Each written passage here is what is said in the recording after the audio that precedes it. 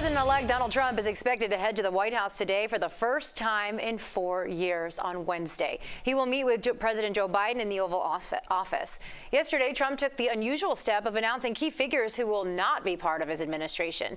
CBS News' Bradley Blackburn joins us live with the latest on the president-elect's transition. Good morning, Bradley. Terry, good morning. There is no olive branch this morning for Nikki Haley and her supporters. Last night, the president-elect made clear that he will not be bringing her back to Washington with him. So with this cabinet, we're learning who's out before we know who's in and getting the news in a signature Trump way. In a familiar form, a social media post, President-elect Trump announced he will not be inviting Nikki Haley or Mike Pompeo to join his administration, adding, "I very much enjoyed and appreciated working with them previously." Pompeo had served as Trump's Secretary of State and was thought to be a contender for Defense Secretary in a second administration. Haley, his former UN ambassador turned primary opponent, is for now firmly pushed out.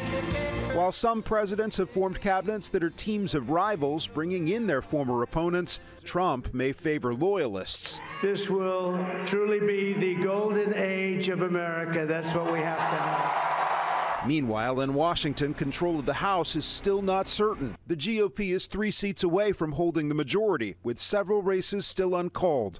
In a podcast, former House Speaker Nancy Pelosi addressed Democrats' defeat last Tuesday, saying President Biden should have dropped out sooner and pinpointing the culture wars. Well, there are cultural issues involved in elections as well. Guns, God, and gays. That's the way they say it. Setbacks are unavoidable, but giving up is unforgivable. President Biden also reflected on the loss last week. Biden has called Trump a threat to democracy. But in keeping with tradition, he will meet with the president-elect Wednesday at the White House. Trump did not host Biden after the 2020 election. That was Bradley Blackburn reporting.